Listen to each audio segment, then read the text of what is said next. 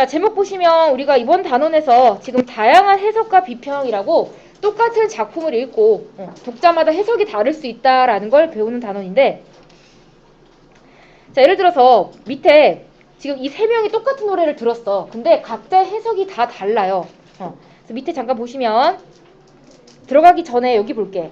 자, 같은 노래를 듣더라도 사람마다 그에 대한 감상이나 평가가 다를 수 있는데 그 이유는 저마다 관심이나 경험이 다 다르기 때문이에요. 그래서 뒷부분부터 밑줄 할게요. 자, 문학작품도 독자나 해석 방법에 따라서 우리가 같은 작품을 읽고도 해석이나 평가가 달라질 수 있다는 거야. 그래서 이 단원에서는 우리 봄이라는 시를 같이 감상하고요. 주체적인 관점으로 문학작품을 해석하는 방법을 알아볼 거예요. 자, 15쪽으로 넘어가 볼게요. 자, 봄은 미리 보기. 우리는 오늘 이성부의 봄이라는 시를 배우게 될 텐데, 자, 봄은 딱 지금 계절이네요. 겨울이 지나면 반드시 오는 거죠. 그래서 자, 겨울이 지나면 반드시 찾아오는 봄의 속성을 바탕으로 새로운 시대가 올 것이라는 강한 신념. 자, 밑줄. 새로운 시대가 올 것이라는 강한 신념을 노래하고 있는 시예요.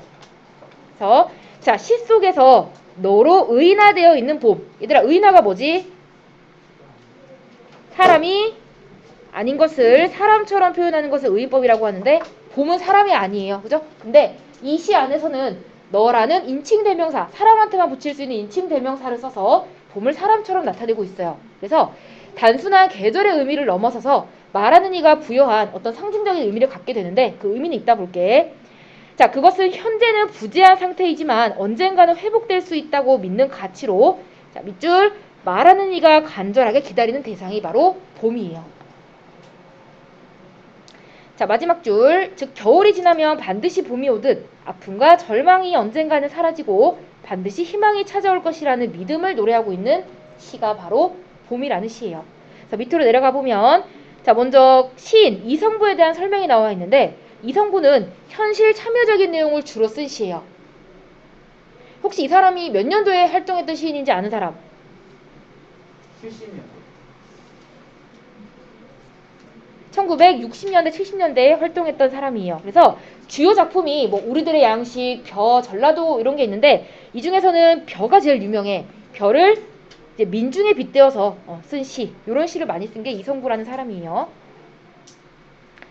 그 다음에 두 번째 보시면 이 시는 자유로운 형식으로 쓴 자유시고 봄을 간절히 기다리고 있는 말하는 심정이 잘 드러나고 있는 서정시다. 이렇게. 그다음 세 번째, 자, 이 시에서 봄은 아까 얘기했죠. 단순한 계절이 아니라 기다림의 대상이야. 화자가 간절하게 기다리는 게 바로 봄이죠. 그래서 언젠가는 회복될 수 있는 가치라는 상징적 의미를 가지는데, 자, 이 시에서는 겨울이 지나면 봄이 오듯이 고난과 절망이 지나면 새로운 시대가 올 것이라는 희망을 노래하고 있어요.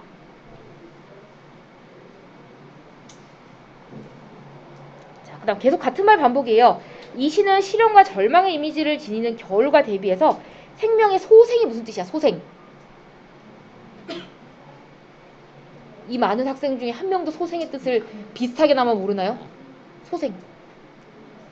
살아난다는 뜻이죠. 봄이 되면 개구리도 잠에서 깨어나고 모두가 다 살아나잖아. 그래서 생명의 소생이라는 희망적 이미지를 지니는 봄이 제재, 즉 소재예요. 그래서 계속 반복되죠. 간절한 기다림이라는 봄이 반드시 올 것이라는 믿음을 강하게 노래하고 있다라고 되어 있고요. 자, 마지막 이 시의 주제는 다가올 새로운 시대에 대한 강한 신념과 소망인데, 자, 이 시에서 너로 의인화된 봄은 말하는 이가 간절히 기다리는 대상이에요.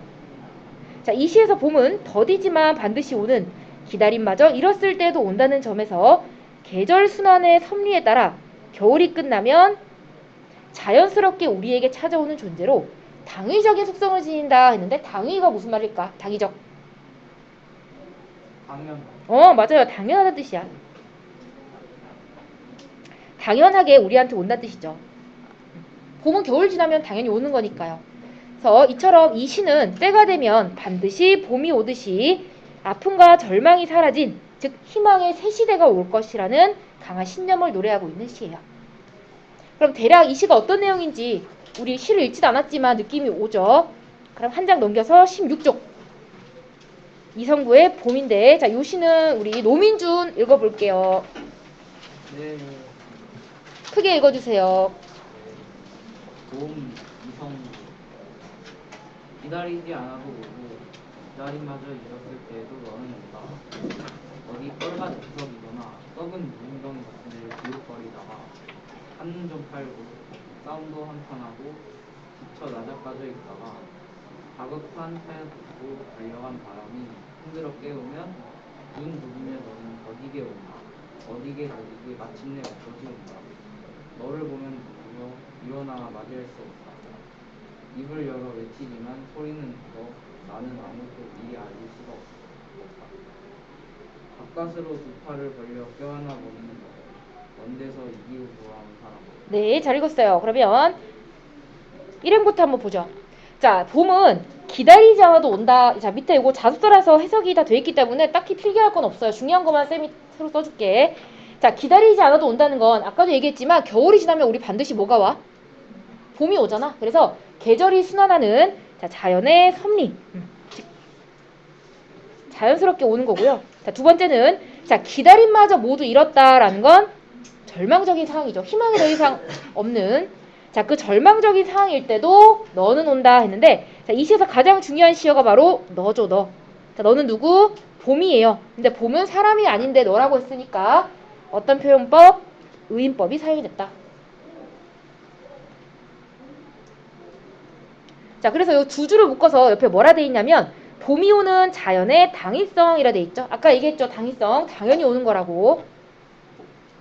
자, 근데 봄이 자, 세 번째 줄 보시면 어디 뻘밭 구석이거나 했는데 뻘이 뭐야, 얘들? 뻘밭.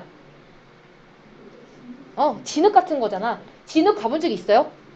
진흙에 한번 발 빠지면 빼기가 어렵죠. 그래서 뻘밭 구석은 밑에도 나와 있지만 봄이 오기까지, 그러니까 봄이 빠져서 오지 못하는 시련과 고난, 역경이에요.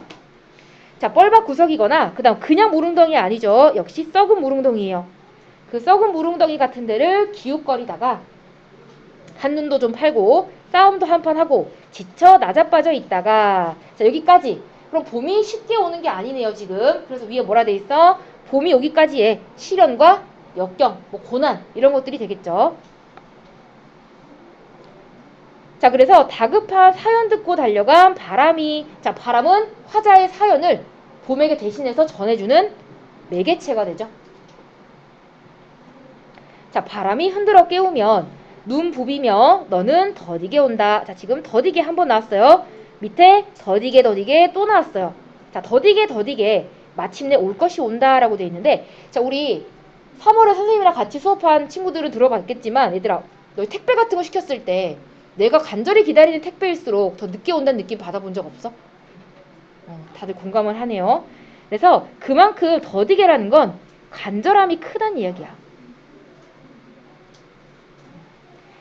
유난히 기다리는 마음이 크고 간절하기 때문에 되게 늦게 오는 그런 기분이 들겠죠. 하지만 봄은 늦지만 반드시 오는 존재야. 그래서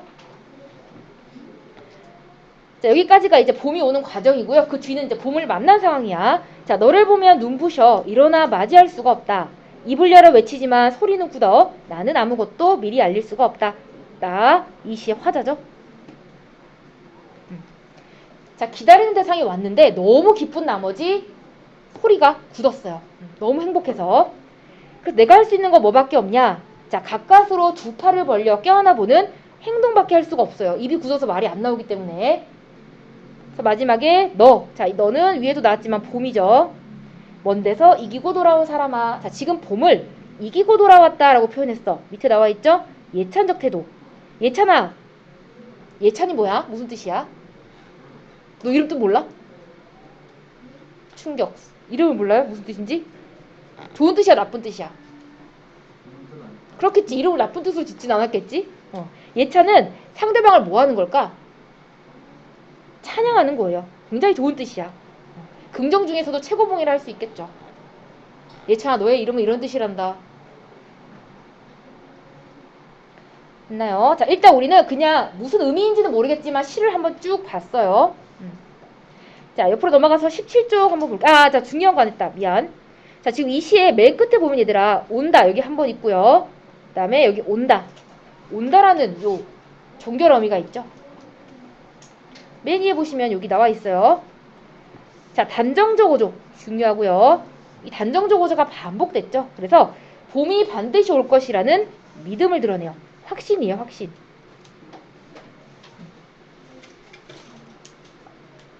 올 것이다 아니죠? 온다니까 봄은 반드시 올 거라는 확신을 드러내고 있는 어미로 마무리를 했어요. 자, 그러면 17쪽으로 넘어가서 자, 일단 화자의 태도인데 아까도 봤지만 우리 온다 온다 온다라는 요 단정적 어조, 즉 확고하게 믿음을 드러내고 있죠. 그래서 화자는 이런 온다와 같은 단정적 어조를 반복적으로 사용함으로써 간절한 기다림의 대상인 너, 즉 봄이 반드시 올 것이라는 믿음을 드러내고 있다. 이렇게 볼 수 있죠. 그 다음에 자, 봄은 이 시에서 화자가 간절하게 기다리는 가장 중요한 소재가 바로 봄이고요. 두 번째로 뻘밭 구석이나 썩은 물웅덩이 둘 다 봄이 오는 것을 막는 장애물, 시련, 역경이었고요. 그 다음에 사연은 그 봄이 어서 오기를 바라는 말하는 이의 마음이었죠. 그리고 그 마음을 대신 전해준 매개체가 바로 바람이에요. 자, 그래서 이 시에서 봄의 의미를 종합해보면 희망의 이미지고요. 간절한 기다림의 대상이자 그다음 계절이 순환함에 따라 당연히 와야 할 대상. 그래서 결국 반드시 도래하다라는 건 온다라는 의미죠. 반드시 올 것이라는 희망이 바로 봄의 의미예요. 자, 여기 마지막 별표 하나 붙일게요. 자, 이 시는 첫 번째로 우리 계속 지금 똑같은 말 반복하죠. 단정적 어조를 반복해서 사용했는데 이런 온다라는 단정적 어조를 반복해서 사용함으로써 너라는 대상이 반드시 올 것이라는 믿음을 드러내고 있고요. 두 번째가 의인법이죠. 지금 너라든지 마지막에 이기고 돌아온 사람아처럼 봄을 사람처럼 표현했다는 점에서 봄에 대한 친근감, 그 다음에 말하는 이의 정서를 더 생생하게 나타낼 수 있다 하는 효과가 있죠. 자, 필기 다 하셨으면 일단 넘기기 전에 17쪽에 네 문제 바로 풀고 넘어가 볼게.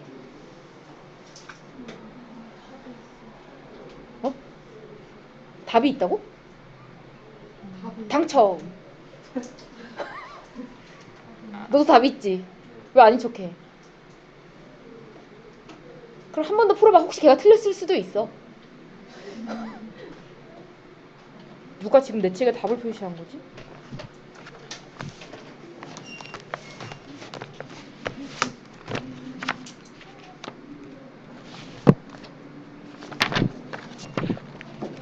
서술형 나. 진짜 야근 놈인가 봐. 누군지 몰라도. 알고 보니 나 아니야?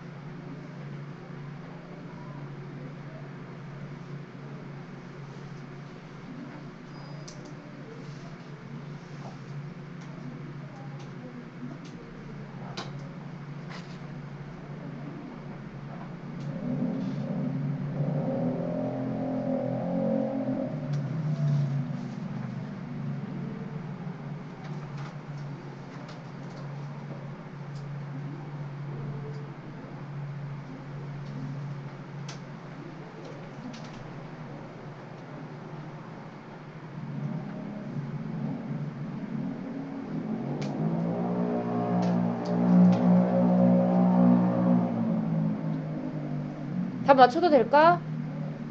1번. 자, 이 시에 말하는 이에 대한 설명. 적절한 거네요. 정답 몇 번이죠? 5번이죠? 어렵지 않았던 문제. 혹시 여기 모르는 단어 있는 사람? 넘어갈게요. 2번. 자, 이 시에서 봄의 의미는 몇 번이야? 이것도 5번이죠. 자, 3번에 봄을 의인함으로써 얻을 수 있는 효과를 쓰시오 했는데 옆에 나와 있는 그대로 쓰시면 되죠. 봄에 대한 친근감, 그리고 말하는 이의 정서를 생생하게 나타낸다. 옆에 있어서 그냥 대충 썼어요. 잘 보고 쓰시면 되고요. 자, 그 다음에 4번에 자, 의인화된 대상이자 말하는 이의 소망을 전달하는 매개체. 요거 바람 고르시면 되죠? 4번이 정답이죠. 자, 여기까지 질문 있는 사람. 그 프린트 푼 사람 다 맞았어? 내가 풀었나봐. 자, 넘겨서 18쪽 볼게요. 자, 얘들아, 여기 학습 활동이라 글자에다가 그냥 별표 하나 할게요.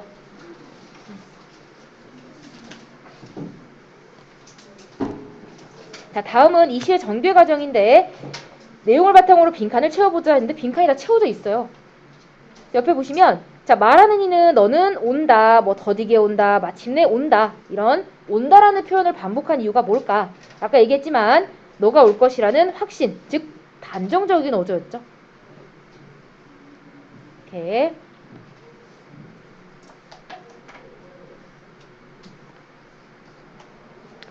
그 다음에 두 번째로 자, 말하는 이는 너가 더디게 온다라는 표현을 썼는데 그 이유가 뭐냐? 선생님 아까 택배에 비유했었잖아. 그만큼 간절하게 바라고 있기 때문에 유난히 더 더디게 오는 느낌이 들겠죠. 옆에도 나와 있잖아. 좋아하는 사람을 기다렸을 때 싫어하는 사람은 더럽게 빨리 오지. 근데 좋아하는 사람은 어때? 천천히 오잖아. 안 오거나. 그죠? 그다음 세 번째로 자, 마침내 너를 만난 말하는 이의 눈부셔 일어나 맞이할 수가 없다라는 이때 말하는 이의 심정은 예찬이니까 당연히 감격스럽고 기쁨, 긍정적인 감정이겠죠. 자, 19쪽 넘어가서 자, 이 시의 제목인 봄의 의미를 해석해보자 했는데 자, 시어는 시에 쓰인 단어를 다 시어라고 부르죠. 자, 표면적인 의미 외에도 자, 표면적은요 사전적 의미라고 이해하셔도 돼요. 예를 들어서 얘들아 우리가 봄을 사전에서 찾으면 어떻게 해석이 될까? 봄. 뭐 계절, 뭐지 겨울 다음에 오는 뭐 사계절 중에 하나 이런 식으로 나올 텐데 이 시에서는 그런 의미로 쓰였니? 아니잖아. 그지? 그래서 표면적 의미 말고도 여러 가지 의미를 갖고 있는데 여러분의 경험, 배경 지식, 가치관에 따라서 봄의 의미가 다 달라질 수 있다는 거야. 예를 들어서 뭐 짝사랑하는 사람이 될 수도 있고 내가 기다리는 대상, 즉 나에게 왔을 때 기쁨을 느낄 수 있는 대상이면 다 봄의 의미로 가능하죠. 자, 그걸 뒷받침하는 게 지금 2번에 나와 있는데 예를 들어서 여러 가지 친구들이 있어. 친구들이 생각한 봄의 의미는 다 다를 수 있죠. 예를 들어 친구 1은 봄이 우리가 이루고자 하는 꿈이라고 생각했대. 왜냐? 시에서 너는 지쳐 나자빠져 있다가 혹은 먼 데서 이기고 돌아온 존재니까 우리가 꿈을 이루어 나가는 과정에서 뭐 좌절도 하고 시련도 겪지만 결국 노력하며 꿈을 이룰 수 있다는 점에서 꿈이라고 생각을 했고 자, 두 번째 친구는 봄이 몸이 건강해지는 거라고 생각했대. 왜냐? 작년에 아팠는데 그때 건강해지기를 바랬던 마음이 봄을 간절하게 기다리는 마음과 비슷하기 때문이다. 우린 아니야?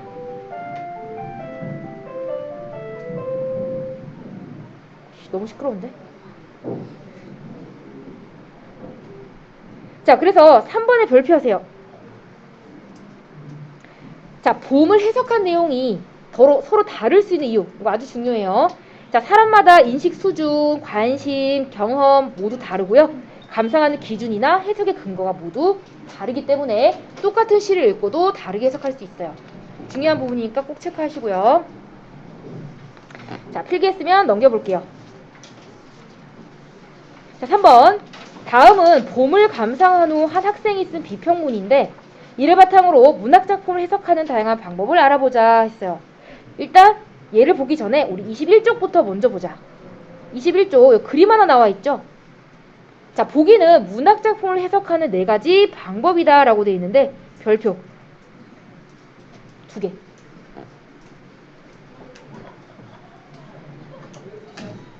쉬니까 행복해 보인다. 그치? 우리도 여기까지만 하고 쉴게. 자, 일단 보시면 자, 문학작품을 해석하는 방법은 4가지가 있어. 우리가 이해하기 쉽도록 번호를 한번 매겨볼게요. 1번은 시대적 상황, 2번은 독자, 3번은 작품과 작가, 그 다음에 4번이 작품 자체. 이렇게 4가지 방법으로 작품을 해석하는 거예요. 자, 먼저 첫 번째, 작품에 반영된 시대적 상황을 중심으로 해석하는 방법인데 예를 들어서 자, 우리나라 그 문학의 시대적 상황이 배경으로 나오는 건 가장 흔한 게 일제강점기, 그 다음에 6.25 전쟁, 그 다음에 이제 오늘 배우는 독재. 우리 아직 안 배웠는데 뭐 독재 정권 이런 것들이 이제 시대적 상황에 많이 반영이 되어서 사용이 되죠. 예를 들어서 우리가 오늘 배울 이성부의 봄이 아까 이성부가 현실 그 참여 시를 많이 썼다고 했잖아. 이 독재 정권에 맞서는 시예요, 사실은. 그래서 예를 들어서 어떤 그 보기에 이 시는 뭐 독재 정권에 맞서는 시로 사용이 되었어라고 하면 시대적 상황을 중심으로 해석하는 방법이 되겠죠. 그래서 시대적 상황은 시에 반영이 되어 있다라고 하기 때문에 시대 상황을 중심으로 해석하는 방법을 반영론적 관점이라고 불러요.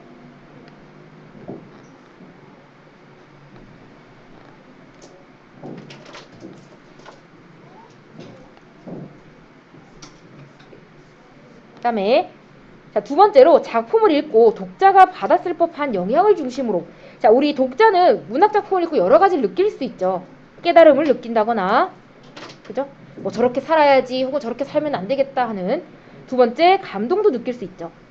세 번째는 재미도 느낄 수 있고요. 여러 가지 교훈도 얻을 수 있어요. 이렇게 독자가 느끼는 걸 중심으로 혹은 뭐 경험도 되겠네요. 비슷한 경험을 했었어. 독자가 받은 영향을 중심으로 해석하는 방법은 효용론적 관점이에요.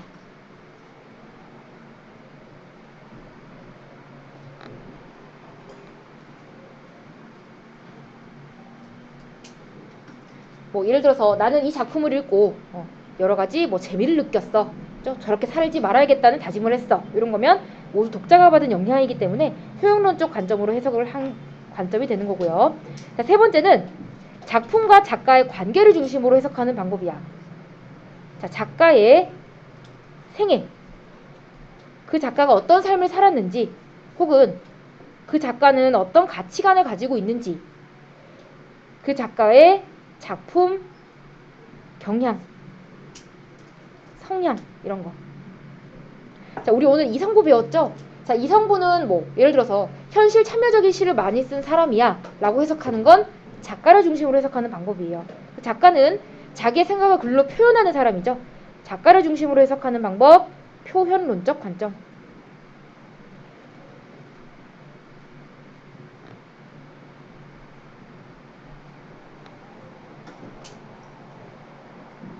자, 지금까지 본 시대적 상황, 독자, 작가는 작품 외적인 것들이에요. 그래서 1번과 2번과 3번을 묶어서 외재적 관점이라고 부르고요. 작품 바깥에 있는 것들이라 생각하는 거죠. 외재적 관점이야.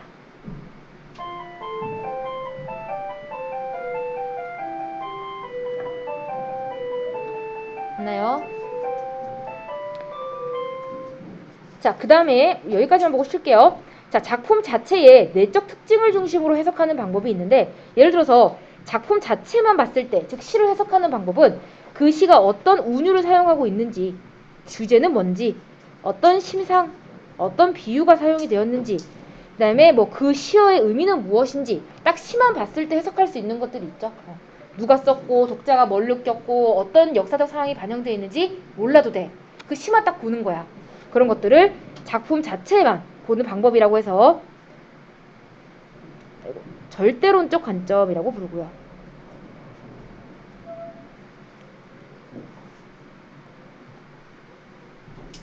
그리고 아까 1번, 2번, 3번이 외재적 관점이었다면 4번은 내재적 관점이에요. 이렇게 4번만. 그래서 중간에 이런 작품이 있을 때 무엇을 중심으로 해석하냐에 따라서 해석의 결과가 달라질 수 있겠죠. 그래서 그 20쪽에 이 비평문이 과연 4개 중에 어떤 관점을 중심으로 해석한 것인지는 조금 쉬고 보도록 할게요. 우와.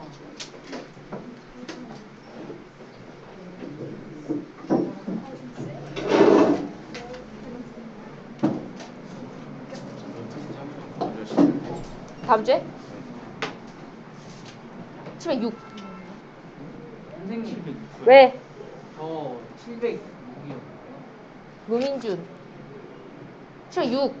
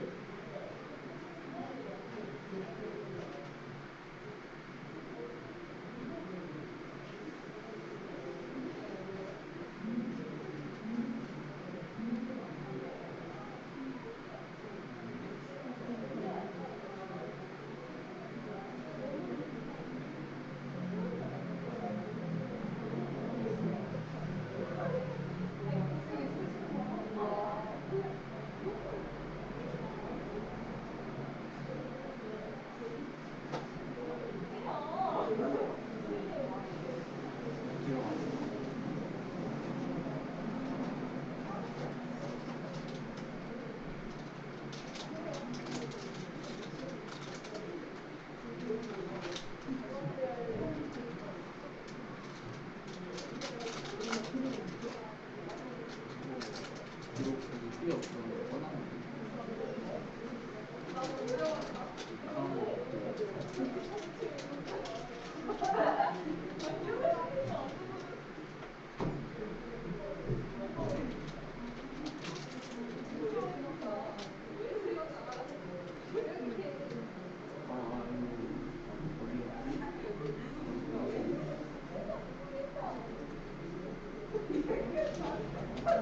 아니야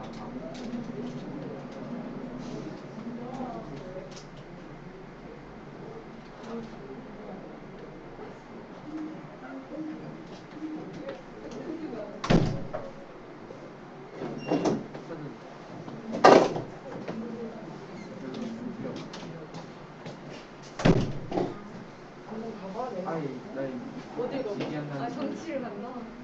아 가자, 야 가. 내 코드 대체 이거 가.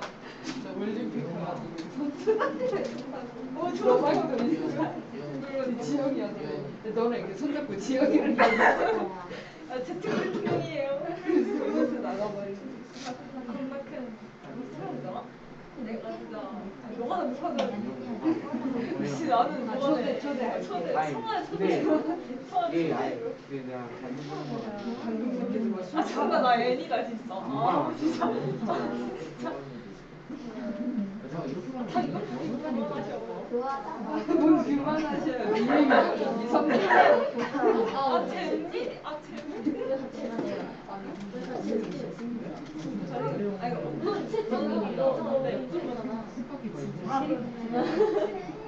누나 기억을 못했어. 그러니까 그 관심 있는 거 같아.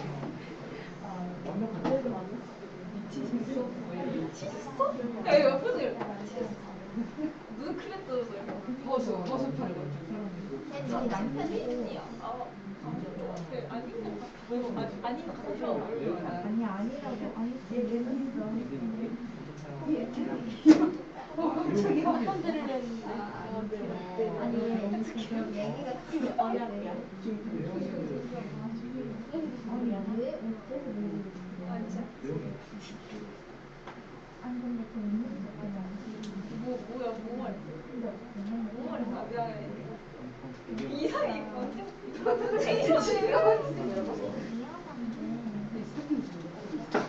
아 맞아 까치까치 해야 돼. 아 이거 못했나? 아 이거 이거 아 이거 잘 쓰려 이거 잘. 에. 찬스. 왜? 누구를 시켜볼까요? 왜요? 아, 수영이? 수영이? 이러면서 손이 굴려 수영이? 수영이? 이거 왜 그래? 팔 이렇게 뻗어내? 맞아. 이렇게 얼굴 같이. 진짜로.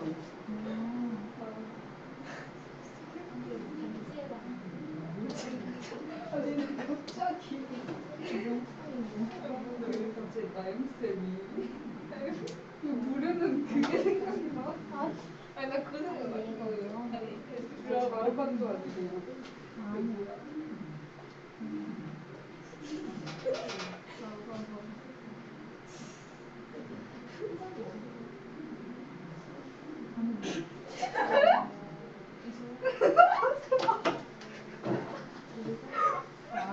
하여튼 기억했잖아 맞지? 이거 그죠? 애들이 뭐 하고 있는데 뭐 하고 있는데 에이 나못 말이지 나 내가 진짜 내가 우리 같은 말. 이거 놀라지 마. 세 번을 말했었어 선생님이. 근데 분명히 어쩌고 선생님이 괜찮던데. 진짜 이거 나도 저도 숨들어래. 아니 근데 이번에 친구가 왔었어. 아 알았어. 계속 그거 괜찮다는 말이야? 아니야. 우리 근데 진짜 아, 진짜 바로 관심 있는 사람 있어. 오. 싫어하는 사람들이 이해가. 진짜. 친구의 응원을. 아니 친구 연애 너무 하지 마.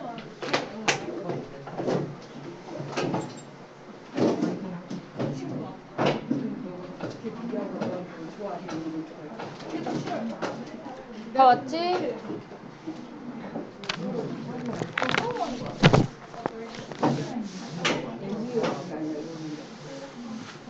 자, 다시 볼게요. 20쪽.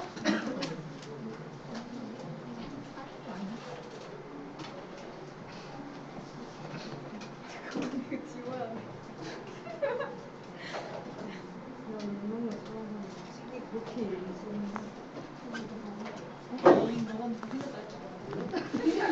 너무 차곡차게 얘기 들어간다. 응? 아니야. 이제 봐도 되니? 자, 3번 보시면 다음은 봄을 감상한 후 한 학생이 쓴 비평문인데 이를 바탕으로 문학작품을 해석하는 다양한 방법을 알아보자 했죠. 자, 비평문을 한번 읽어볼게. 자, 자유를 꿈꾸는 시 이성부의 봄. 자, 이성부가 이 시를 지었을 당시인 1970년대는 군사력을 등에 업은 독재 정권이 강한 권력으로 국민을 통제하던 시기였다. 자, 지금 벌써 힌트가 나왔어. 1970년대 이런 독재 정권이었다는 거야. 자, 그러한 정부에 반대하던 많은 사람들은 민주주의를 외치다가 감옥에 갇히기도 했다.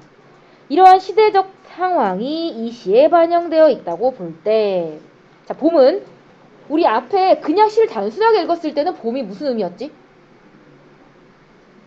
뭐 계절도 될 수 있고 또 반드시 올 것이라는 희망이었잖아. 근데 이런 시대적 상황을 바탕으로 시를 해석할 때는 봄은 그 시대 사람들이 간절하게 원했던 민주주의 혹은 자유가 되겠죠.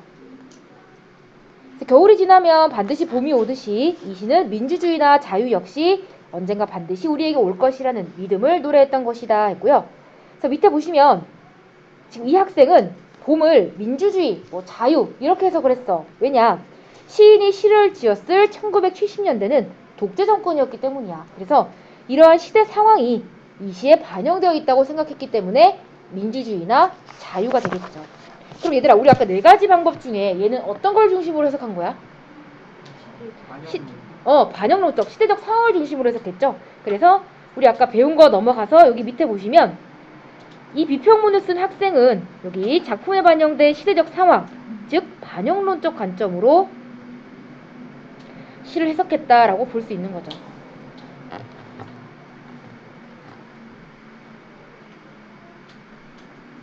됐나요?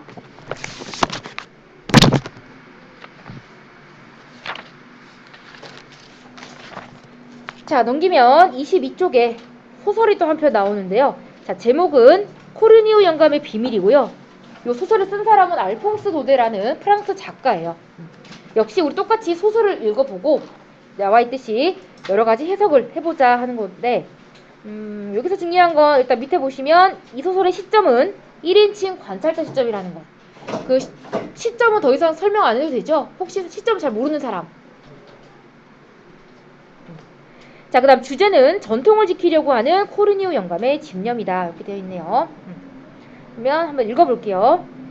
일단 밑에 인물 소개가 나와 있는데 이 소설의 주인공인 코르니우 영감은 최신식 증기방앗간이 출현하면서 풍차방앗간이 몰락하던 시기에 프로방스 마을에 하나 남은 유일한 풍차방앗간의 주인이에요. 참고로 여기서 풍차방앗간은 전통을 의미하고요.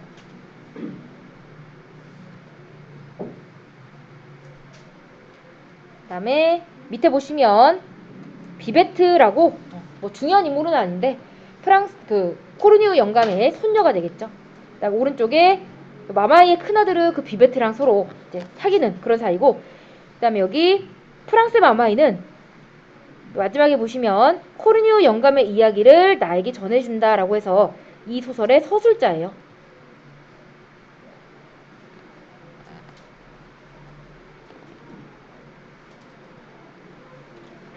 그래서 밑에 보시면 읽어볼게요. 자, 아주 오래전 풍차방앗간이 가득했던 프로방스 마을. 이곳은 밀을 빻기 위해 찾아오는 사람들 덕에 항상 활기찬 분위기였어. 그런데 마을에 최신식 증기방앗간이 들어서면서부터 이곳의 풍차방앗간들은 하나씩 문을 닫았고 지금처럼 쓸쓸한 마을이 되고 말았지. 자, 그러면 이 풍차방앗간은 딱 기존에 사람들이 지키던 아까 말했던 전통이고요. 위에 이 풍차방앗간이 증기방앗간 때문에 이제 일자리를 뺏긴 거죠. 그래서 서로 대조가 되고 있죠.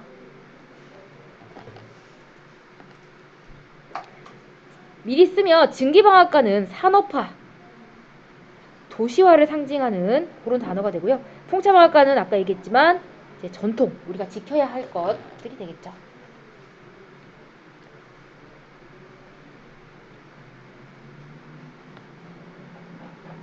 자, 이렇게 풍차방앗간이 몰락해 가는데 이곳에 아직도 꿋꿋하게 돌아가는 풍차방앗간이 하나 있었어. 바로 코르니우 영감의 풍차방앗간이었지. 그런데 이상한 건 코르니우 영감에게 아무도 밀을 빻아달라고 주문하지 않았다는 거야. 자, 이 풍차방앗간의 비밀이 무엇인지 들어볼까? 자, 넘겨보면 23쪽. 자, 어느 화창한 날이었네. 젊은이들이 내 피리 소리에 맞춰, 자, 여기 있다. 서술자죠. 아까 프랑스의 마마이였어요. 그래서 이 소설은 이 프랑스의 마마이가 코르니우 영감을 관찰하면서 썼기 때문에 1인칭 관찰자 시점이 되는 거죠. 주인공은 코르니우 영감이에요. 자, 그날 나는 우연히 코르니우 영감의 손녀 비베트와 내 큰아들이 서로 사랑하고 있다는 것을 알게 되었어. 물론 나는 싫지 않았지. 코르니우는 한때 이 마을에서 존경을 받는 이름이었거든. 두 아이가 결혼이라도 한다면 코르니우 가문과 인연을 맺는 것이니 전혀 나쁠 것이 없지 않은가. 게다가 그토록 예쁜 비베트라는 참새가 내 집 안팎을 종종거리며 오가는 모습을 볼 수 있다면 그보다 즐거운 일이 어디 있겠는가. 그래서 난 이 일을 서둘러 해결하기로 마음먹었네. 그리고는 서둘러 영감의 방앗간으로 달려갔지. 아, 그런데 글쎄 이럴 수가 있나. 영감이 나를 어떻게 대했는지 말이야. 그 영감이 나를 그토록 푸대접할 줄. 얘들아, 푸대접 무슨 뜻이야? 정성 들여 대답하지 않았단 얘기죠. 푸대접할 줄은 꿈에도 생각하지 못했다네. 도무지 문조차 열어주려고 하지 않는 거야. 하는 수 없이 나는 자물통에 난 틈으로 내가 방앗간을 찾아온 이유를 낱낱이 설명해야 했네. 자, 처음에 마마이가 코르니우 영감을 찾아간 이유는 뭐야? 처음에 찾아간 이유는 밑에도 나와 있지만 비베트와 자신의 큰아들의 어떤 결혼 문제로 처음에 찾아간 거죠. 자, 그러는 동안 고양이가 내 머리 위쪽에 창살 위에 올라앉아서는 끊임없이 울더군. 마치 악마의 숨소리와 같은 울음소리를 내며 말이야. 그놈마저도 나를 무시하고 있는 것 같았어. 참, 영감이 뭐라는 줄 아나? 내 말이 채 끝나기도 전에 영감은 아주 무례한 말투로 돌아가라고 외치더군. 이봐, 자네는 그 잘난 필이나 불게. 정 자네 아들을 빨리 결혼시키려거든 저 증기방앗간에 나가서 알아보라는 말이야. 자, 밑에도 나와 있지만 너 뭐 꺼져. 증기방앗간에나 가버려. 이런 이야기는 일단 증기방앗간을 부정적으로 생각하는 코르니우 영감의 심리를 은연중에 알 수가 있죠. 부정적으로 생각하니까 그런 얘기를 하겠죠. 자, 그런 말을 들었으니 나는 피가 거꾸로 솟을 수밖에. 피가 거꾸로 솟다 밑에 나와 있죠. 매우 화가 났다는 거죠. 흥분한 상태, 화가 났다.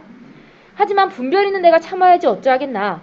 나는 하는 수 없이 영감을 내버려 두고 집으로 돌아왔네. 그리고 내가 코르니우 영감에게 당한 일을 아들 녀석과 비베트에게 이야기해 주었지.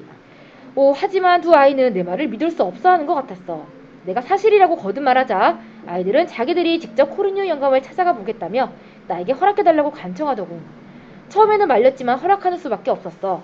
그러자 아이들이 기다렸다는 듯이 영감의 방앗간으로 달려갔다네. 아이들이 방앗간에 도착했을 때 코르니우 영감은 보이지 않았네. 문을 이중으로 자물쇠를 걸어놓은 채 외출한 모양이야. 하지만 영감은 사다리를 안에다 들여놓고 가는 것을 깜빡한 거야. 넘겨서.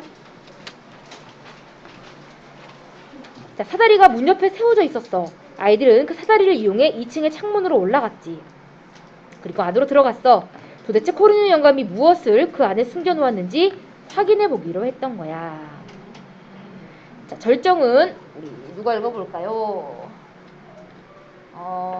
우리 민준이 한번 읽어볼까? 저요? 네. 너가 잘 읽더라고. 아, 읽은 거야 지금? 아야. 네. 읽어. 그런데 이게 웬일이란 말일까? 방앗간 안은 텅텅 비어있던 거야. 산더미처럼 쌓여있을 줄 알았던 밀가루 부대는 하나도 없고 일할 한 톨도 보이지 않고 심지어 벽이나 구석에 쳐진 거미줄 위에도 밀가루가 내려오는 흔적이라고 찾아볼 수가 없고 아무리 눈을 씻고 보아도 최근에 밀을 빻았다는 흔적 같은 것은 어디에도 없었고 풍차 방앗간이라면 항상 풍기가 마련이 아니 풍기기 아직 한급한 냄새조차도 어쩔 수 없었지. 오히려 풍차 방아 위에는 먼지만 뿌옇게 쌓여 있었고 그 위에서 말라 비틀어진 고양이가 꾸벅꾸벅 굴고 있지 못나. 아래층도 썰렁하기는 마찬가지였어.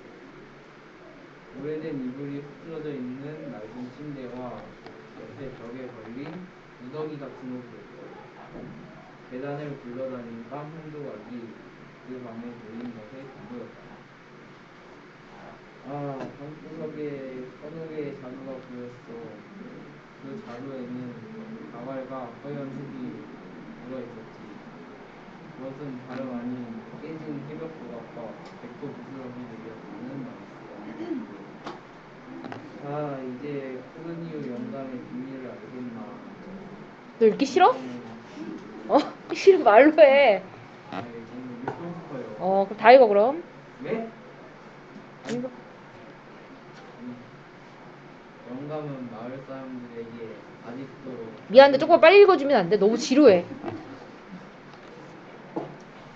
또 자네의 풍차방앗간을 밀을 밟고 있다고 믿게 하려고 저 자루를 두세 개 짊어지게 하고 꽃게를 올려냈던 것이야. 그래 맞아. 영감이 밀이라고 싣고 오가던 것은 바로 부서진 옛 방앗간의 폐기물들이었어. 그렇게 해서라도 풍차방앗간의 명예를 지키고 싶었던 것이지. 불쌍한 코르니우 영감. 사실 영감도 증기방앗간의 일거리를 빼앗긴 지 한참이 지났던 거야. 자, 아까 썼죠 우리 증기방앗간 밑에 산업화, 기계화, 도시화 이런 거예요. 1970년대. 계속 따라. 어디가 웃음 포인트야? 왜 웃어?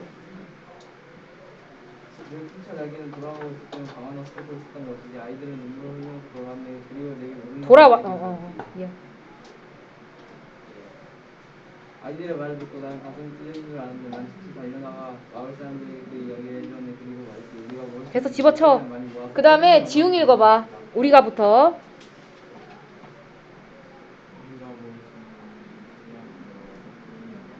좀만 크게 해. 그러자 마을 사람들도 그의 토닥이고 밀도와 낱낱이 일어서 푸르니 영감의 풍차방앗간을 향했지. 그런데 이게 웬일이냐. 영감의 풍차방앗간이 살짝 열려있는 것이 아니라 그 좁은 옆쪽에서는 푸르니 영감이 첫 부대를 끌어안고 울고 있는구나.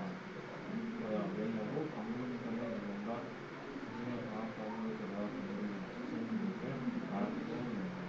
영감은 그곳에서 슬펐단다. 초등학교 다니는 죽어야겠어. 방앗간에 있는 모든 아이들을 여기까지 가면 되겠어. 네, 까지. 자, 이번엔 내가 읽어보고 싶다. 손 든 거야? 아니요. 내가 읽어보고 싶다 없어요? 제가 이거 드릴까요? 드릴까요? 어쭈. 그래, 읽어봐 그럼. 너 지금부터 한 번도 안 틀리고 읽으면 내가 5분 일찍 끝내줄게. 오! 감사합니다. 아직 감사하면 안 되는데. 코르니우 영감은 그렇게 말하면서 정말 슬프게 울었다네. 자신의 방앗간을 온갖 이름으로 부르면서 마치 진짜 사람에게 하듯이 말을 걸면서 말이야. 바로 그 무렵에 밀을 실은 마을 사람들의 당나귀들이 방앗간 앞에 도착하기 시작했어. 우리는 주저앉아 있는 영감을 향해 크게 외쳤지. 옛날 이 방앗간에 수많은 사람이 드나들 때처럼 말이야. 이봐요, 거기 방앗간 코르니우 영감님. 그리고 사람들은 앞다투어 밀가루 부대를 방앗간 앞에 쌓기 시작했지.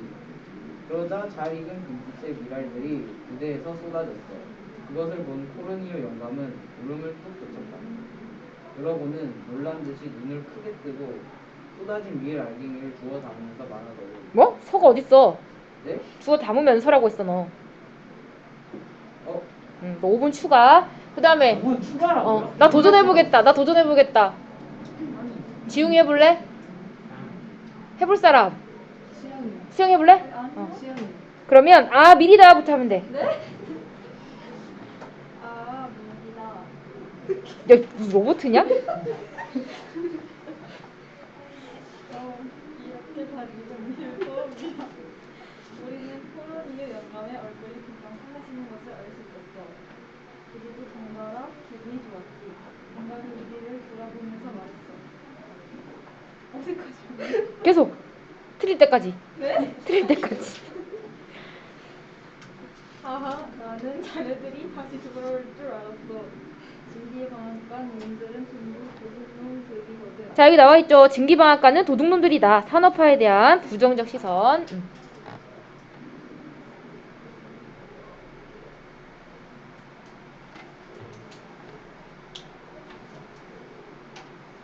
읽어주세요. 선생님 읽어주시면 왜? 저도 웃을 것 같아요. 어? 아, 이거 하면 웃을 것 같아서. 허벅지 찌르고 참아. 우리는 영감이 무척 자랑스러웠다네. 그래서 영감을 아주 선배히 말을 좀 모셔가려 했지. 하지만 영감은 고개를 젓더군. 아닐세 아니야. 그보다 먼저 내 방앗간에 죽어야지. 저 놈은 아주 오랫동안 굶었거든. 입에 안 붙지 뜻던 말인데. 그렇게 말하고 영감은 그런 소리도 물렸어. 미리 담긴 부대를 열고 방아를 살펴보기도 하면서 말이야. 우린 그런 영감의 모습을 보면서 눈물이 났다네. 그러는 동안 미랄은 풍차 방아에 빠져 고운 가루를 날리기 시작했지. 우리는 비로소 했다. 끝이야? 네, 소설 끝났어? 비로 사과했어요. 아, 비로소? 그럼 5분 추가. 그 다음 지환이 읽어볼까? 어. 비웃더니 얼마나 잘 읽는지 보자. 우리는 비로소. 아 너무 웃겨요. 너무 짧지 않았어요? 응? 너무 짧지 쌤이 않아요? 읽어서 쌤이 틀리면 저희 5분 깎아주시는 거예요. 내가 왜? 누구 좋으라고요? 선생님이 아까 한 번 틀리셨던 거 너 그거 세고 있었냐? 어? 지환이 읽어주세요. 우리는 비로소 그동안 우리가 무엇을 정확히 알 수 있었어. 그래서 다짐했지. 영감에게 끊임없이 영감을 주기를 말이야. 물론 그 다짐은 오래도록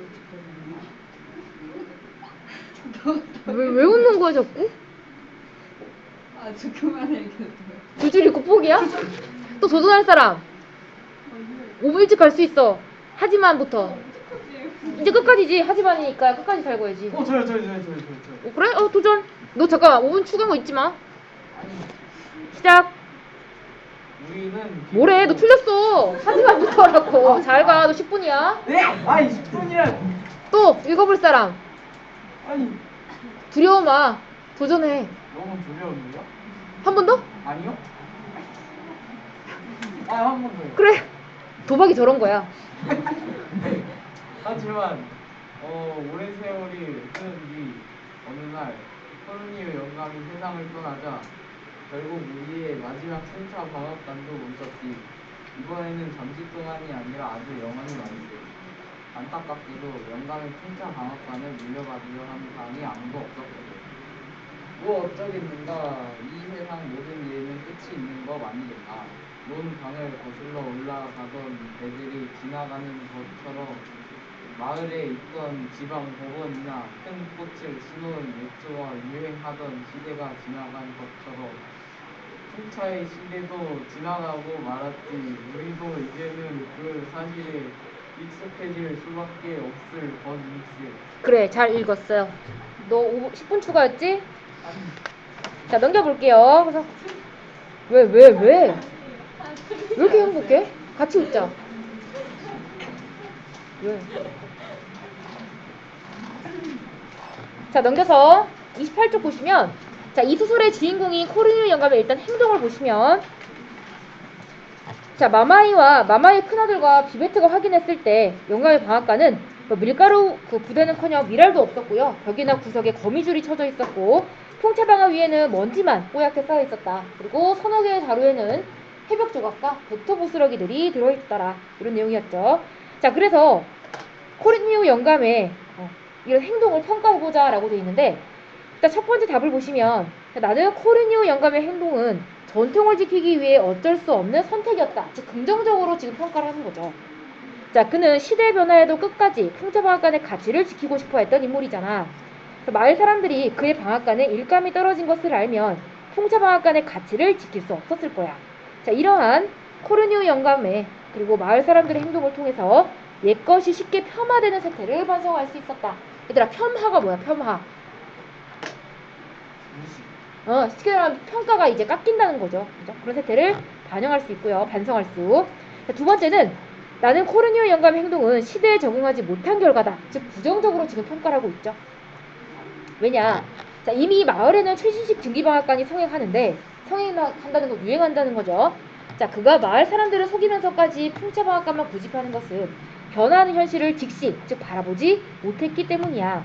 소설의 마지막 부분에서도 코르뉴 영감이 세상을 떠나자 결국 마지막 풍차방앗간이 영원히 멈췄다고 하잖아. 결국 세월의 흐름과 시대의 변화를 막을 수 없다는 점에서 그의 행동은 부정적으로 볼 수 있어. 이렇게 똑같은 글을 읽고도 다르게 해석을 할 수 있죠. 자, 2번부터 중요해요. 별표 붙일게요. 적절한 근거를 들어 소설을 해석해보자 했고, 우리 아까 4가지 배웠죠. 일단 작품 자체의 내적 특징을 중심으로 하는 거 내재적 관점이었고요. 그 다음에 작품에 반영된 시대적 상황을 중심으로 해석하는 거 반영론적 관점이었죠.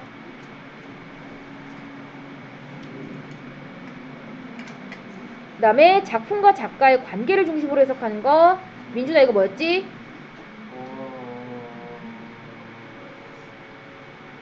또 5분 추가인가요? 아니 이걸 틀리면 이거 네, 네. 흑기사 가능한가요?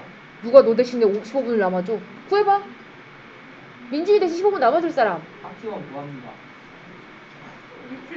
아무도 파티에 참석하지 않는데? 이게 뭐예요, 얘들아? 표현론적 관점. 민준아, 한 번의 기회가 남았어. 독자를 중심으로 해석하는 방법은?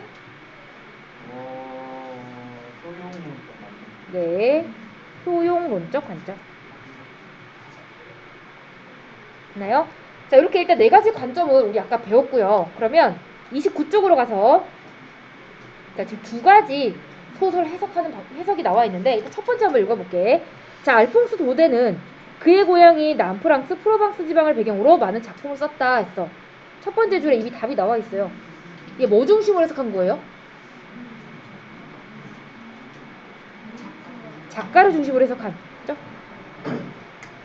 즉 표현론적 관점이 되겠죠.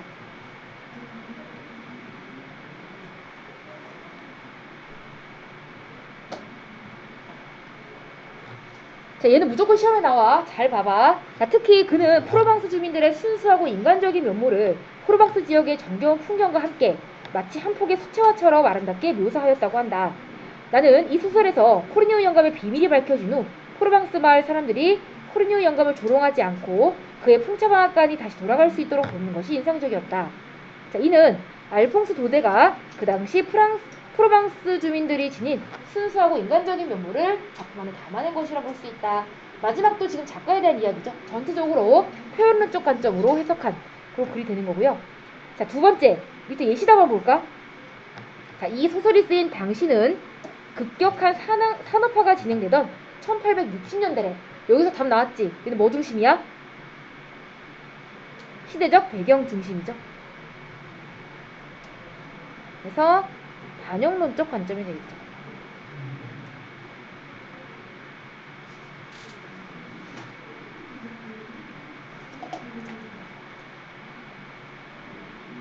그래서 이 시기는 신기술이 도입되면서 기존의 것과 새로운 것이 충돌하던 때였다. 이 소설의 결말 부분에서는 풍차의 시대가 지나가고 있다는 사실에 익숙해질 수밖에 없을 것이라고 하며 이러한 시대의 변화를 인정하고 있다. 그런데 코르뉴 영감은 이러한 변화를 거부하고 기존의 것을 고수하려는 인물이다. 이 소설은 이러한 코르뉴 영감을 따뜻한 시선으로 그림으로써 전통을 지키기 위해 노력하는 일 또한 매우 가치 있는 일임을 드러내고 있다. 그래서 방금 위에서 봤죠? 첫 번째, 그 알퐁스 도드의 작품 성향을 바탕으로 썼기 때문에 이건 작가를 중심으로 해석한 방법이 되는 거예요. 그다음 조금 전에 읽은 글은 급격한 산업화가 이루어진 시기에 쓰였다는 점을 바탕으로 작품이 창작된 시대적 배경을 중심으로 해석한 방법이 되겠다.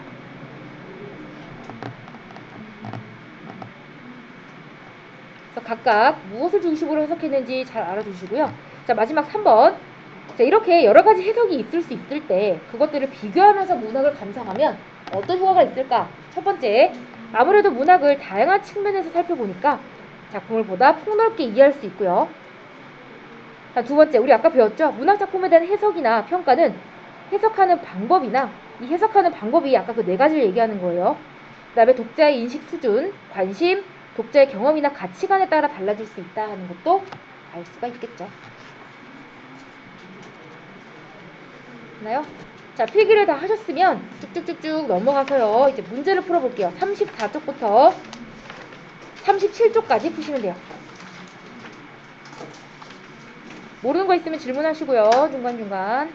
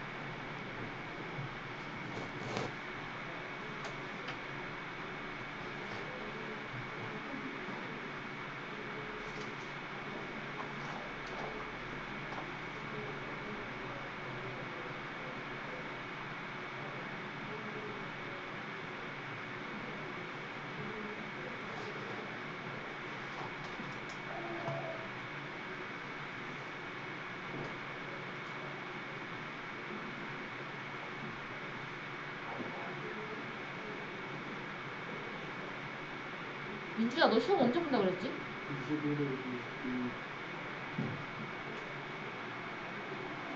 21일 21? 아니 노민준 네? 너 말이야. 아 저요? 민준아 민준이 두 명인가? 아 그러네. 노민준. 약간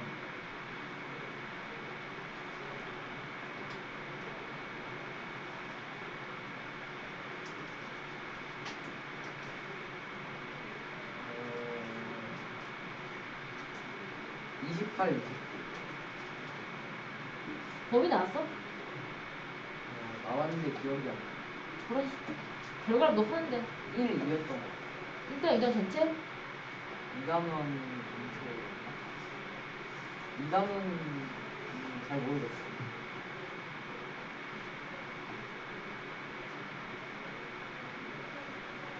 일단 어딨어?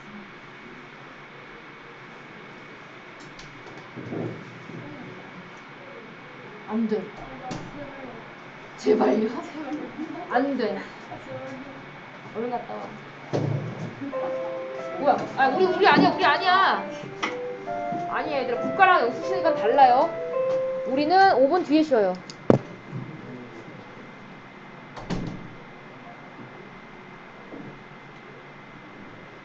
얘들아 아까 내가 1호서 얘기했지?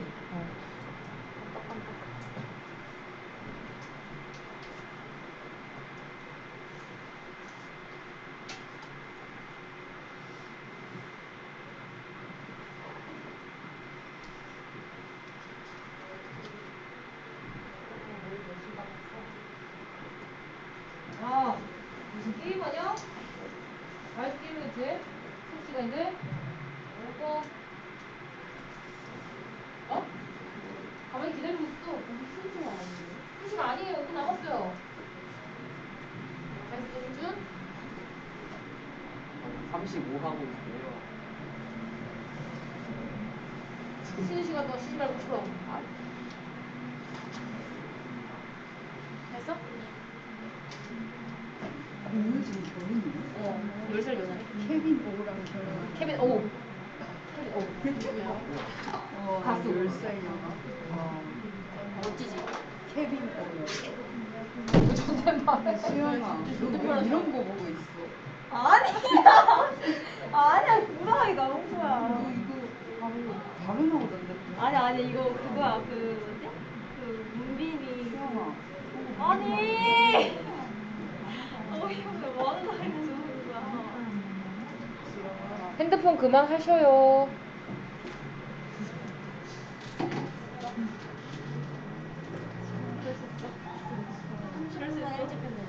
네? 안 돼요. 아니 나 배달하는 중 나오라고. 맞지 나와. 너 봐. 안 하나. 너 그거 보잖아. 뭘 보고 있어? 너 유튜브 시청 기록 잡고. 나 시청 기록 나 최근 그거 봤어. 그 아이유 노래 부르는 거. 아이유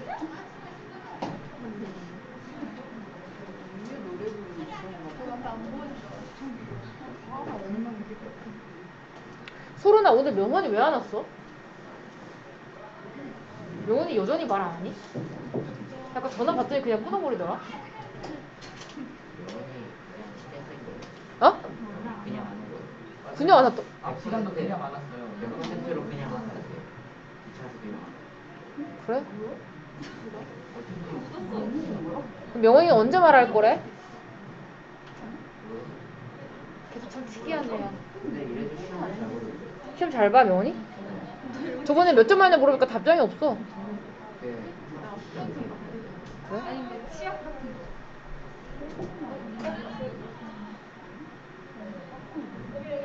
소론아, 명원이가 너랑 얘기하지? 너랑 하지 않았었나? 걔 누구랑 한 번 얘기했던 것 같은데? 얘한테만 소리를 그러니까 너한테 얘기하잖아. 남한테 얘기하는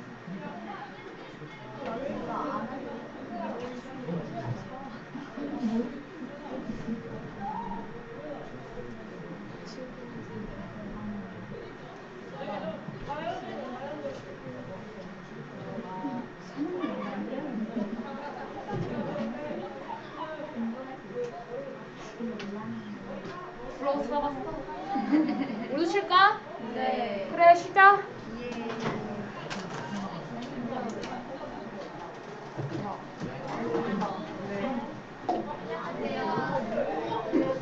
애들 이거 원우가 뭐야? 왜? 그거 바꾸면 안 돼?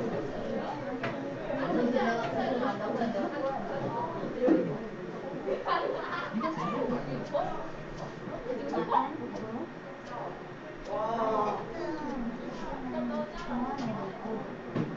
나눠져 있지. 그러니까 F만 말해 봐. 재영이가 여친 있으면 아니 뭐 집에서 갑자기 김재훈이랑 강동원이 방송에는 그냥 그 뭐라고 할까 예시 아니 이거 너무 어려워. 해볼래? 맞아 김민이랑 대답했어 그거 진짜. 정답 그 진짜. 정답 MG 그 개인이거든. 근데 이게 크리스마스나 그뭐 만우절이나 이럴 때 가끔 이런 이상한 애들 있잖아. 아니 우리 반에 있고 실전 네가 나는 남자애를 못 찾아봐. 남자애들이지? 남자애 맞아? 나 남자애. 나 남자 좋아. 아니 최근에 의심이 드는 게 남자 맞아? 남자 맞아. 일단 너한테 얘기 안 했을 만한 분들은 다 없었나? 있으면 나와 아, 음악이 있나 봐. 음악이 네가 알면 거 아니야. 왜냐면 음악을 아 바꿔놨어. 맞다 김주환이다 김주환이다 내가 지금 만들고 있었거든. 맞네 김주환이다 음악을 오케이 김주환 확인 아니라고? 주환이한테 말 안 했는데 근데 사실 아 근데 뭐 내가 상관없어. 그 앱을 만드는데 주환이한테 말 안 했는데 음악이 내가 아니 원하는 친구 음악이 아니면 제가 알거 아니야. 유튜브에서 다운로드 받아. 그냥 말을 말아야겠다. 아니 그러니까 여기서 노진으로 나왔다가 진짜 최악일 것 같은데 좋아하는 거는 상관이 너 여기서 노진으로 나왔다가 나 진짜 죽여버리겠어. 진짜. 너무 귀엽다. 근데 내가 깨라고 만든 게 아니고 거의 감상용으로 너무 어려워. 나 좋아해. 나 좋아해. 네? 나한테 그래서 좋아해. 그래? 이거 완전 저거 완전 잘했더니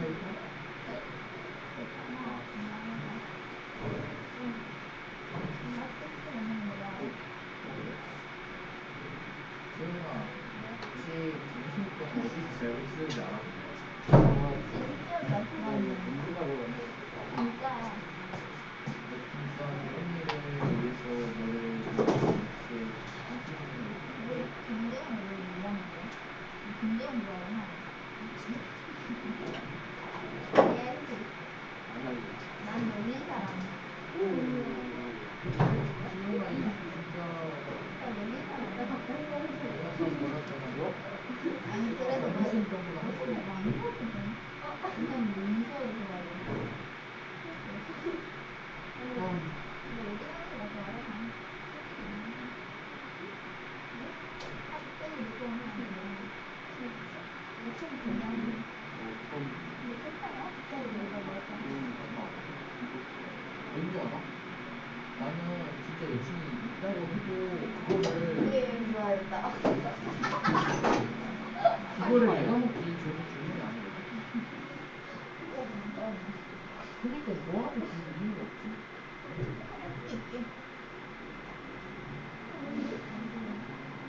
아 개소리야 김재훈 바로 누르면 안 돼.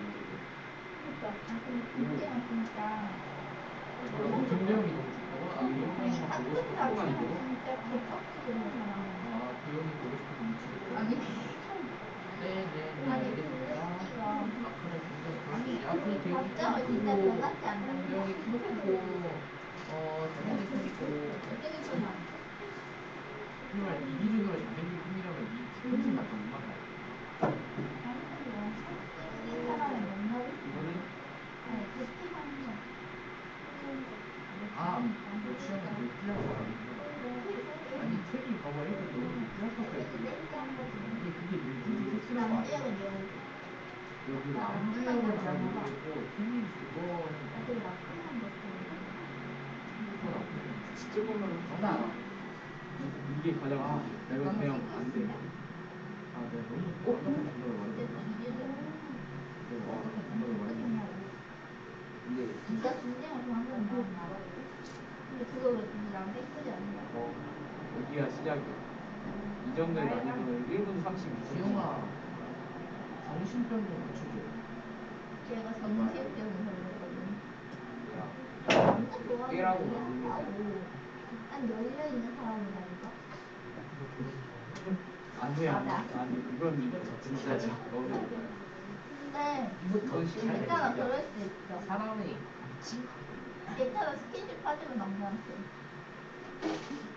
이거 앉으면 나 좋아하는 거? 앉으면 나 좋아하는 거? 엄마 얘나 좋아하는 거? 내 하는 거 맞아. 이거 떨어지면 나 좋아하는 거? 진짜 응? 나 좋아하냐? 이미 만졌어. 없어. 너 끝이야. 이로써 너는 양성애자라는 게 판단됐어. 지웅이 여기서 이거 올렸어 지금. 이로써 너는 양성애자라는 게 밝혀졌다. 아니 거기서 위로 올려버린 거.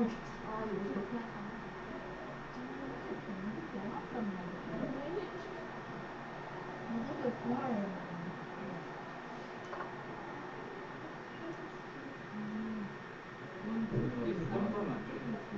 인간들을 좋아해. 동생을 좋아해. 아니 좀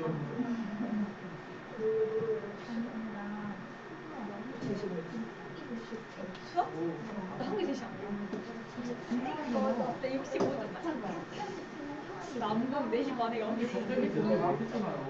중생에서 왜 나와? 중생에서 아니 나중에 갑자기 왜 김치야? 서로 화장시켜야 되겠다.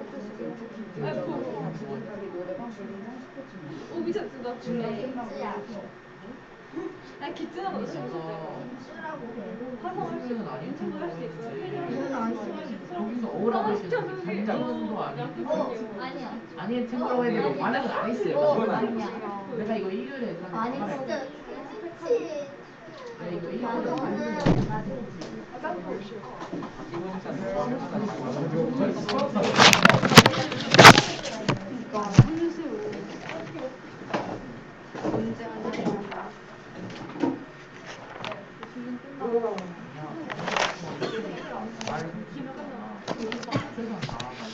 자, 37초까지 덜 푼 사람.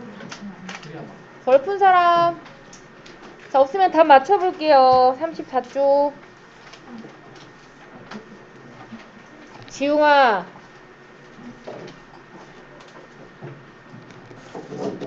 자, 1번부터. 자, 문학작품을 해석할 때 유의할 점. 알맞은 거네요. 몇 번? 당연히 근거가 타당해야겠죠. 2번. 자, 동일한 문학작품에 대한 해석이 다른 이유가 아닌 것은 5번이죠. 뭐 하세요? 자, 그 다음에 3번. 이 시에 대한 설명 적절하지 않은 거 몇 번? 5번이죠. 얘들아, 역설 표현 우리 배웠는데 2학년 때 뭐지? 반대로 표현하는 건 반어법인데 말 안 되는 거? 그치 여기? 말 안 되는 걸 되게 하면 아니 되는 걸 이거 뭔데? 신이야? 그 말이 안 되는데 그 안에 어디서 베끼고 있어? 모순이죠, 모순. 아니 제가 말하려고 얘들아, 모순이 무슨 뜻이야? 방패였잖아. 저 유리겔라 너 나와서 해봐. 유리겔라 나와서 해봐. 너 뭐 이랬잖아. 나와서 해보라고. 잘하는 거 같은데 나와서 해봐. 채점을 하니까 이제. 근데 이러고 있냐? 유리겔라 몰라 너네? 숟가락 그래 휘겨한 남자. 개뻥이었지. 얘들아, 모순 무슨 뜻이야? 창과 방패란 뜻이잖아. 기억나지? 한 손에 창을 들고 한 손에 방패를 들면서 뭐든 다 뚫을 수 있는 창이다. 뭐든 다 막을 수 있는 방패다라고 물건을 팔았잖아. 말이 이치에 맞지 않는다 이런 뜻이고, 뭐 예를 들어서 하나만 해볼까? 작은 거인. 자, 작은데 거인일 수 있어? 누가 내라고 했어? 작은데 거인 누군데? 거인 중에 작은 사람. 꼭 이렇게 말하는 애가 있어. 야, 이미 거인이 큰데 어떻게 거인 중에 작은 사람이 있을 수 있어? 어? 난쟁이 중에서도 작은 사람이 있어. 난쟁이 더 작은데 뭘 난쟁이지? 너 비하하냐 난쟁이? 아니 그게 아니라 작은 거인 무슨 뜻이야 얘들아? 일단 문장 자체는 말이 안 되죠. 작다랑 거인이랑 의미가 서로 대립되잖아. 무슨 뜻이야, 작은 거인은? 언제 쓰지, 보통?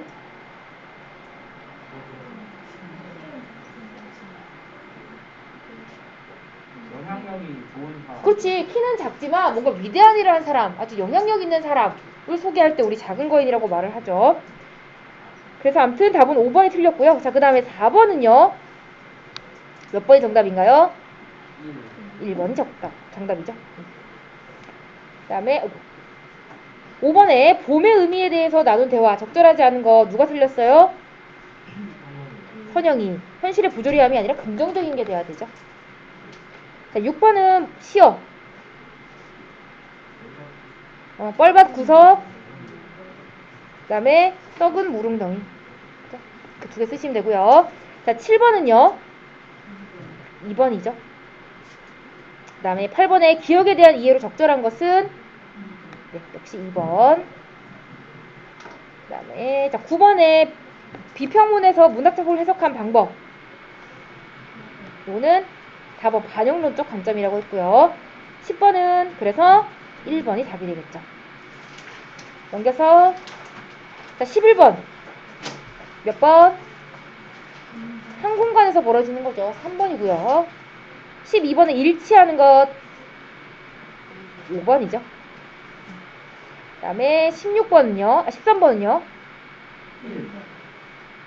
자, 그럼 요건 같이 볼까? 그는 자기 자신의 일에 대한 장인 정신을 가지고 있어. 긍정이야, 부정이야? 긍정이죠. 2번은 긍정이죠. 3번에 가치를 지키고 싶었다. 긍정. 4번에 전통을 지키고 싶었다. 긍정. 5번에 변한 현실을 못 받아들였어. 근데 루저야. 5번이죠. 자, 14번은요. 풍차, 방앗간 쓰시면 되죠. 그 다음에 15번. 네, 3번. 비밀이 밝혀지고 나서 한동안 돌아갔죠. 마지막 16번에 5번이죠. 자, 여기까지. 맞았는데 이해가 안 되거나 질문 있는 사람. 12번. 자, 12번 볼게요. 이 글의 내용과 일치하는 것. 다 몇 번 했어요, 친구? 3번. 소녀가 현재 마을 사람들의 존경을 받고 있다. 현재 마을 사람들의 존경을 받고 있다. 3번이 왜 틀렸을까, 얘들아? 한때. 지금은 아니잖아. 그죠? 또 12번 틀린 사람 있어요? 몇 번 했어? 많이 틀렸는데, 이거? 3번 했고, 또, 민준이는? 5번? 5번 정답인데? 4번? 내가 코르뉴 영감의 방앗간에 들어가서 비밀을 알아낸 거야? 여기서 나는 누구였어? 여기서 내가 누구지? 프랑스 마마이잖아. 근데 프랑스 마마이가 들어간 게 아니라 얘는 내쫓겼지. 그래서 누가 갔어 그 뒤에? 아이들이 갔잖아. 비베트랑 아들이. 그죠? 그래서 틀렸죠. 그 다음에 아까 또 몇 번이요? 15번?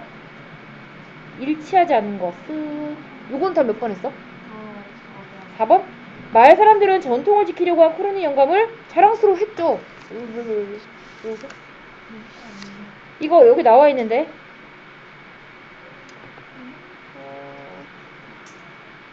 이거 뭐 이런 거 있잖아. 그치? 자랑스러웠다고 나와 있죠.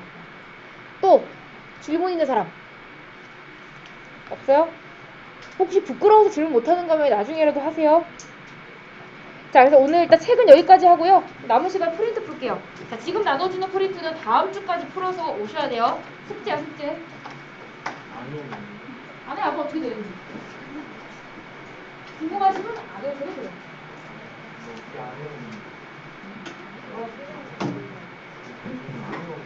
이름 넘겨주시고. 이름 쓰세요, 이름. 누가 버리고 간지 찾아야 돼. 어? 코로나? 그럴 수 있어. 이름 쓰세요, 이름.